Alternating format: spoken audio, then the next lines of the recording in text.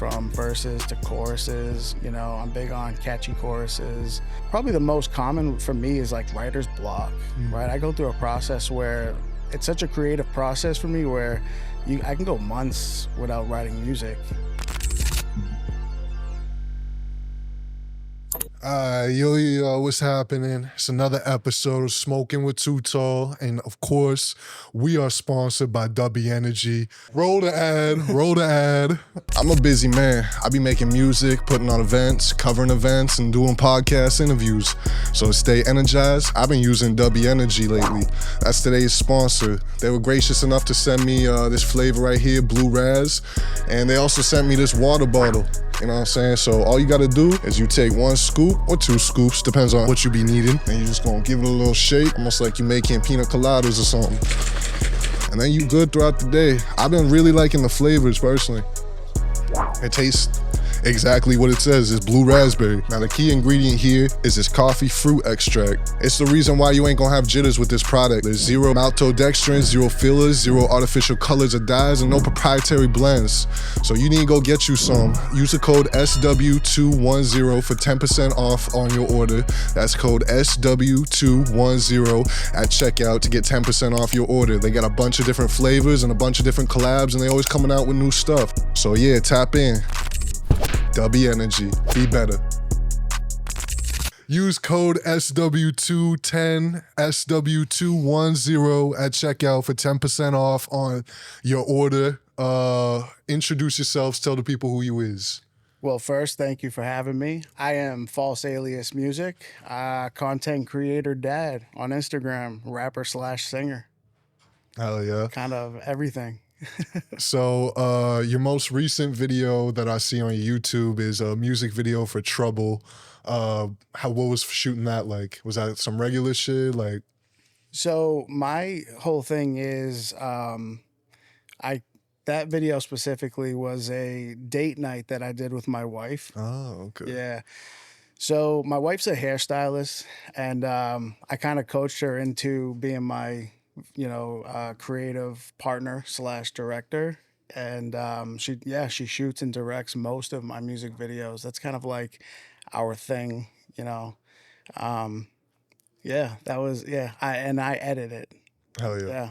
That's fire. Yeah. What is your favorite type of content to make then? Since you do make so much, you make skits, music videos, vlogs, all types of different shit. I think my favorite type of content to create, I think, is music first and foremost, because that's what kind of like keeps me sane. You know, like that's what really like keeps me in the pocket.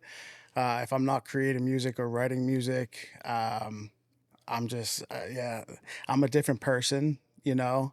But I've grown to actually love writing and directing web shows and skits and short form content.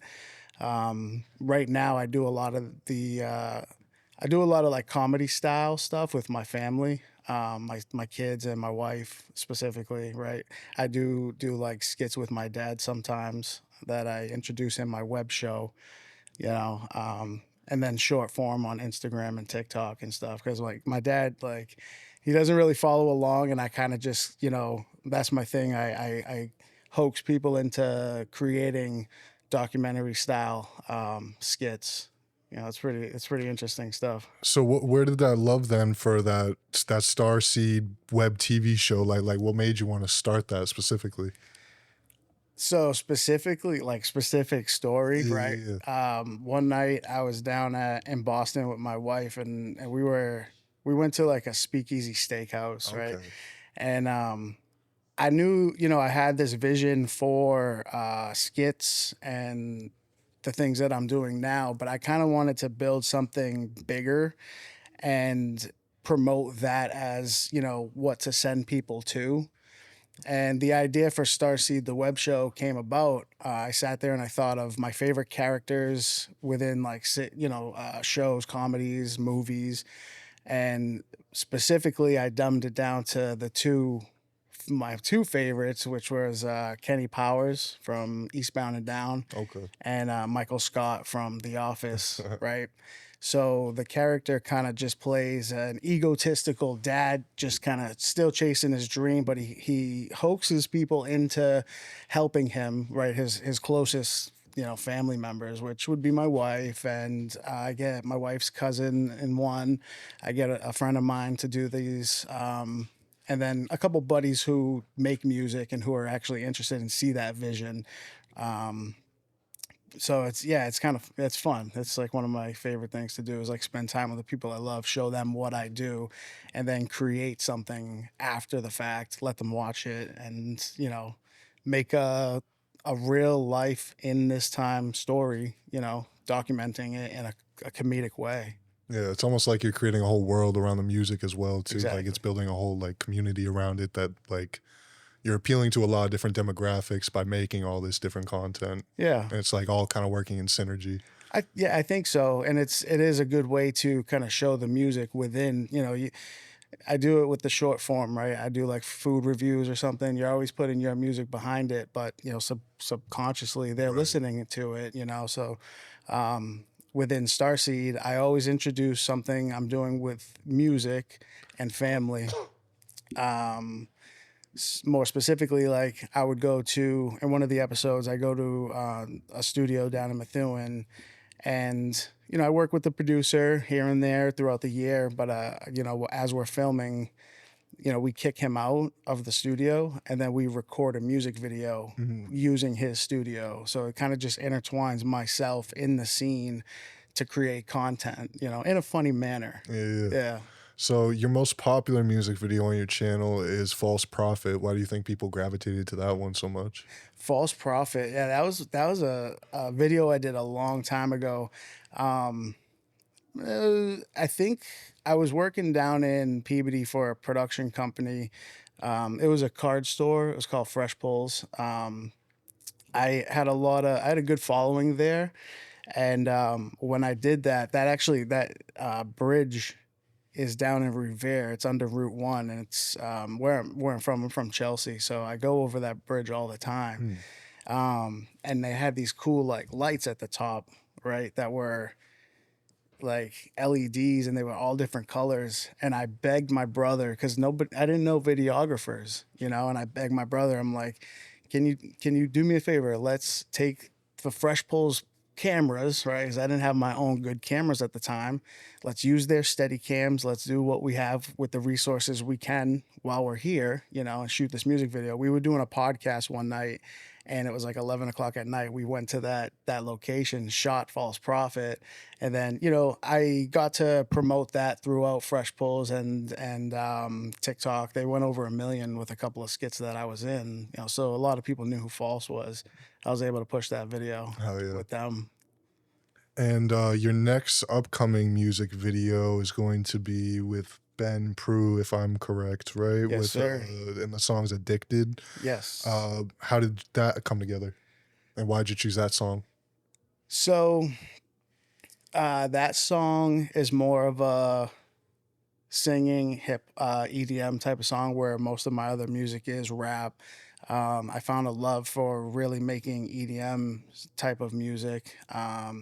And I think the vision for that song, we really needed a different level of production than just asking my wife, I love you, babe, but I really needed Ben for this one. She understands, and she gets the concept of the video and the song as well. So, Hell yeah. and being, Addicted is a song that I wrote that has more of an adult style context to it, but it's about being addicted to a girl. Hell I mean, who isn't, right? With like these girls on Instagram, and yeah. the girls in the clubs and the people that were, so Hell yeah. yeah, she gets it. It's a dope track too. I was fucking with it. It's very, Thank it you. is like you said, very different than like your more rap stuff. Thank you. Yeah, that song's produced by Larry O. Big shout out to Larry O. He's a big time producer in my eyes, a big time legend down in Rhode Island. I Really was, built a brand and a name for himself. I was gonna say you collabed with him multiple times in the past, like on the Storm. Like, how did y'all originally get like locked in? So Larry and I go back. I mean, and it's funny because like I always feel like I can just text Larry and be like, "Hey, I got a track coming out." I consider us buddies, but I always feel like I'm bothering him. You know what I mean? Like that's my dude, and I'm watching him build something like great, and I just, we kind of grew together in with a sound. We just built that. I have songs that I have songs that I've produced and that I've engineered and mastered, and I'm just like so self conscious about them because I overthink everything.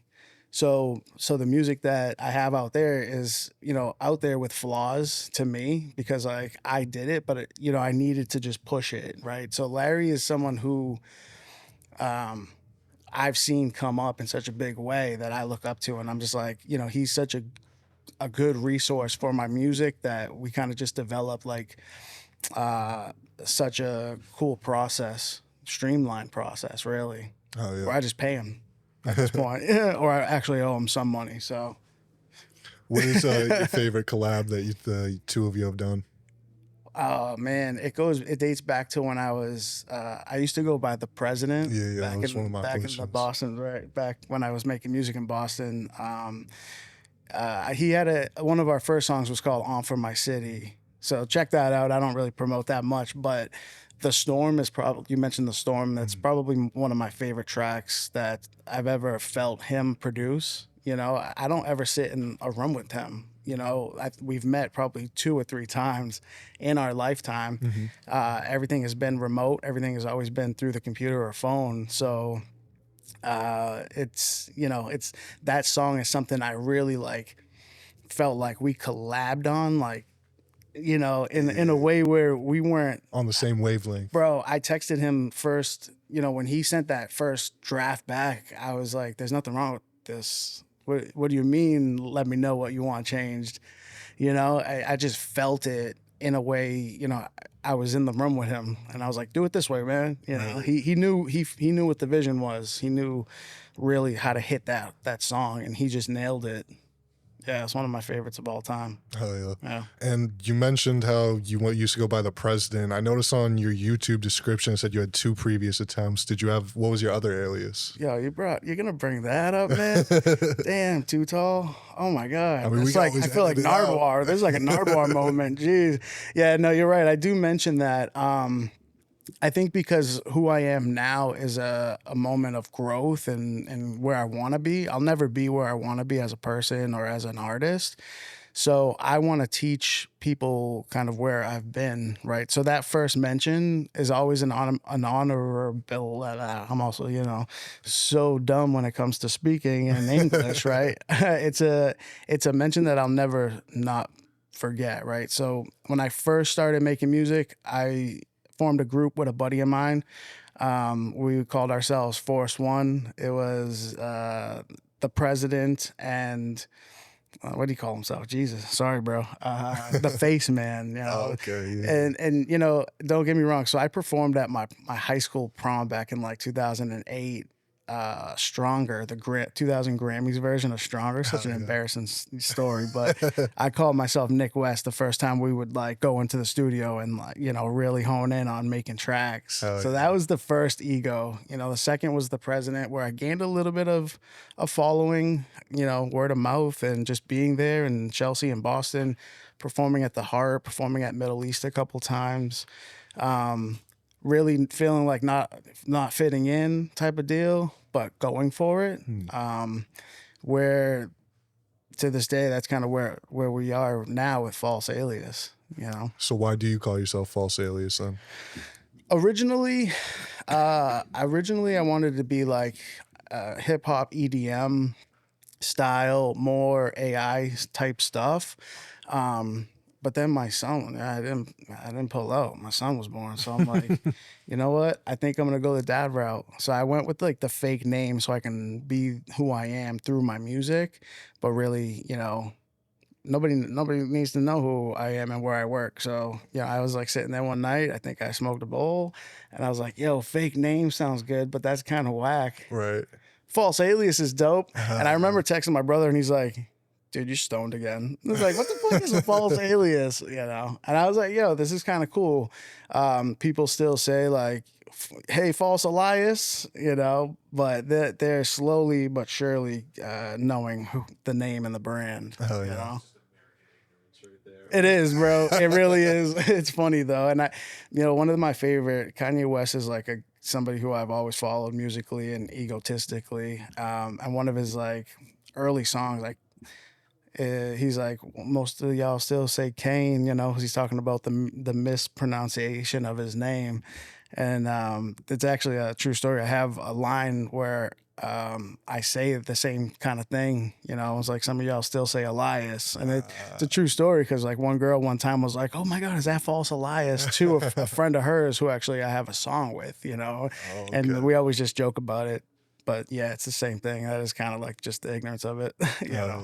So what is your recording process like? Do you write? Do you punch in? Do you freestyle? What do you Yeah, I do? definitely write. I'm a writer for sure. I've been writing since I can remember. I remember being in like not third grade, sixth grade, right? Um, where it was, we had like a school vacation coming up, and I kept my notebook like locked up in the locker, and we had a basketball practice later on at the same school, and I like begged the janitor to let me on the floor to grab my notebook so I can continue, my writing back then. And I was writing like, funny 16s and stuff, but my process now, right, is I'll either create like a skeleton of a beat, or I'll find something hoppy or fun on YouTube, right? Mm. And then write to it, record to it, possibly, depending on what we're doing. And then I just stem up my vocals. I keep them at the right level. Yeah, I've learned all these things. You keep them at the right level, and you name them correctly, and you zip them up fine, and send them down to the producer. And a couple days later, after he's got his money, he got a couple of versions or revisions for it, and we're rolling now. Hell yeah. That's the process. I just love writing and recording. When I get in my head, I make beats. I never like them. They're never to my standard. So I always call up Larry or Xander Ray. He's another producer I work with. Yeah, it's just a fun process. You have to love the process. That's my big thing. What do you feel like is one of the biggest pros of writing, and what do you feel like would be one of the biggest cons of it? The biggest pros of writing, I think, is you get to tell a story in a unique way. You kind of get to construct your bars the way you want them. I'm big on like transitions from verses to choruses. I'm big on catchy choruses. I like to play with drops now. Larry will do a lot of drops where it's choppy Mm. and fun. It kind of fits the beat. Where we, when we make EDM style music. And one of the negative things about writing, I think, is probably the most common for me is like writer's block, Mm. right? I go through a process where it's such a creative process for me where I can go months without writing music, and then you're kind of just like, shit, what do I have in the vault? Yeah. I've built up such a catalog of singles now where like I got songs like Starseed, which tells the whole story of Starseed, right? It's just a story of me, and I intertwine it with the series and the movie. I actually shot a movie this summer, Hell yeah. which I think is which was a huge experience for me.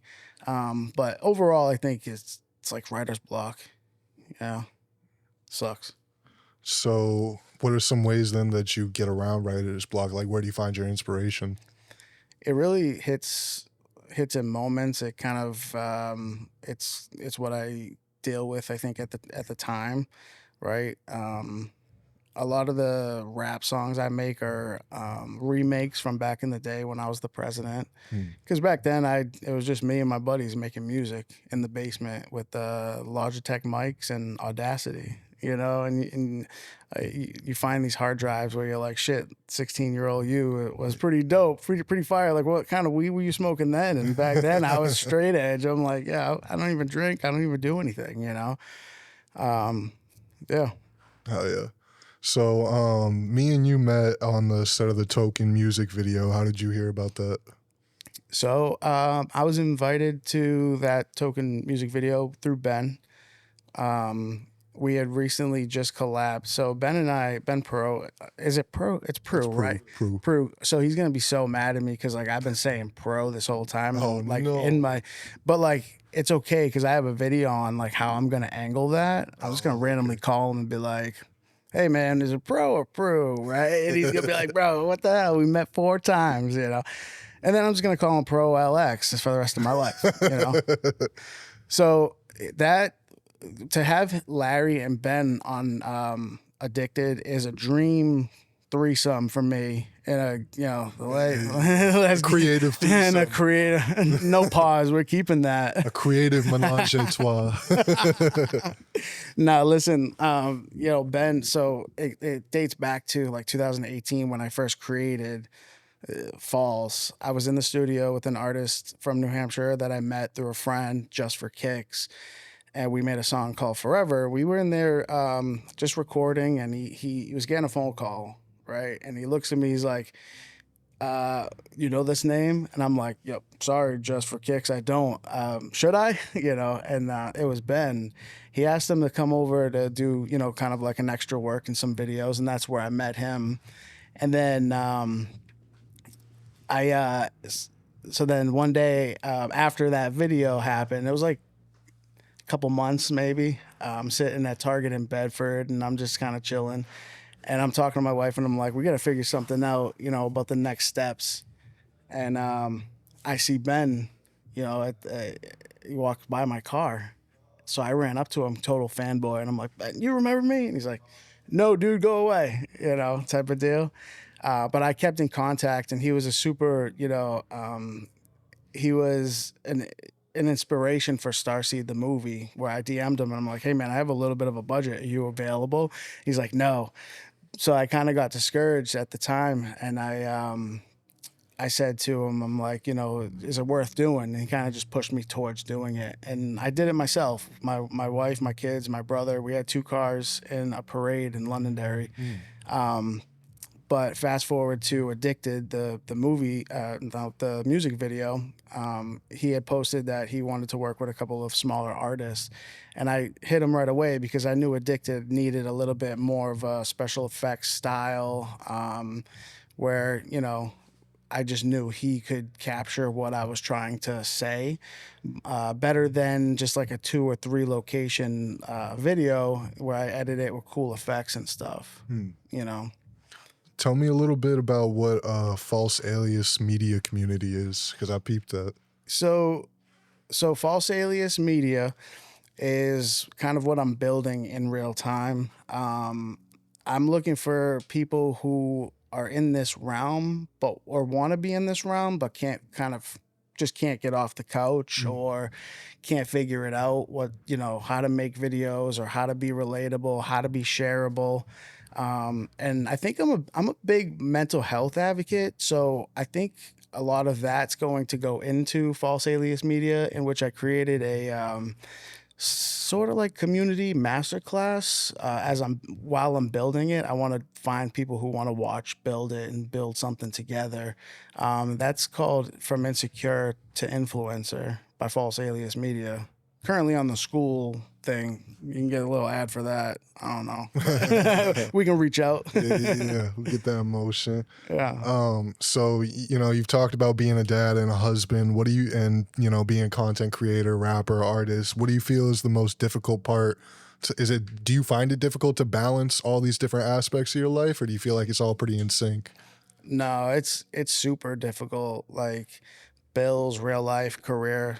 I'm building a career while I'm building a content career and building a family, and trying to stay in tune and on the same page with my wife while we, try to figure out who we are as we're, raising a couple kids. It's kind of interesting. It's very hard. I went through a little bit of a mental breakdown a couple of years ago where it was just super hard. We weren't on the same page. We're always there for each other, but there's always moments where it's like we got a bunch of things going on and we're lost and stuff, and I think it's important to like find yourself as you go and as you grow, Oh yeah. I went off a little there, but No, it's yeah, the ADHD. We all have it. Hell yeah. Tell me a little bit more about a recent track, Never Miss. Who produced that? That was another Larry. Okay. Yeah, another Larry O song. that's more of a fun track. I got a vision for that for videos that I've been wanting to collab with Studio NH. My kids are heavily mentioned in that song. You know, like in the chorus, I just talk about having an off day with the kids, you know, and never missing my shot, whatever I'm doing, whatever we're doing. You know, it's a spin-off of Starseed, I think, where I had a cool vision for like a music video where, you know, in Starseed, they're constantly interrupting the grind, right? They suck in that regard, right? Every time I try to go to the studio, it's like, Dad, we need something. So I'm off to the store instead, you know? So I think in the music video, I want to spin off that, you know, they're fun when they're acting and when they're just in front of the camera. Like my daughter's an actor herself. It's pretty wild to see them grow up while I'm still trying to grow up, Right. you know? And it's kind of cool because like you're gonna be able to look back on these videos almost like a time capsule and shit, and be like, "Oh shit, Yeah, like, I that's love where that. we were." Yeah, exactly. Because I look back on videos like that we did in August, and I'm like, God damn, it looks so warm. Can we get back to that? You know, and I can't imagine when they're in high school and they're like, Dad, just stop making these fucking videos. You know, stop making these fucking videos already, please. You know, my friends all think you're an idiot, you know? Yeah. Who are some of your musical influences? Oh, musically, right now, I love Dave East. I love Joyner Lucas, J. Cole. Back in the day, I was a huge Game fan, G Unit, you know, Eminem, Dr. Dre. But I also I love Cage the Elephant. I love that type of like rock. You know, I grew up on AC/DC and ABBA, you know, all types of stuff. But for rappers, yeah, I would say my top three would be Joyner, J. Cole, and damn, I'd say Mac Miller is my third, bro. Yeah. So, what are some things that your fans have to look forward to in the future? So we got the Addicted music video coming out. I have like 6 videos a day coming out for the next 3 months because this winter has been long as shit, man, and these weekends get, you know, heavily boring. So I'm making reels. I'm making like reaction style reels. You know, I'm seeing the numbers fly right now. You know, and that's kind of what I want to teach in, you know, false alias media. I want to show people the hooks, show people how to roll. You know. Hell yeah. Yeah. I fuck with the content, I fuck with the music. Thank you for popping out and shit. Drop your socials one more time for the people. Thank you very much for having me. It's been a dream, dude, to come up on this for the last couple of months. I've been following along heavily. False Alias music everywhere. Check it out. Hell yeah. Thank you. And this episode has been sponsored by W Energy. Go get you 10% off at checkout, SW210. That's code SW210 at checkout for 10% off. It's been Smoking with Too Tall, and y'all uplift yourself.